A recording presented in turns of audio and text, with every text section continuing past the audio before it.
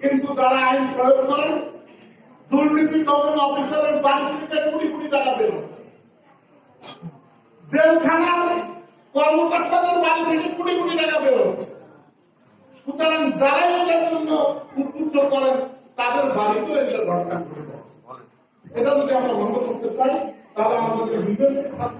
সজাগ করতে হবে, পরিবারের জবাবদিহিতাকে স্মরণ রাখতে হবে, আল্লাহর কাছে রিটার্ন নিকাশ দেওয়ার আমাদের নিজেদেরকে, আমাদের বাচ্চাদেরকে, আমাদের পরিবারের শিক্ষা প্রতিষ্ঠানে সকল জায়গায় ন্যায় এবং ইনসাফ প্রতিষ্ঠা মানসিকতা নিয়ে আমরা আমাদের প্রজন্মকে তৈরি করে নিয়ে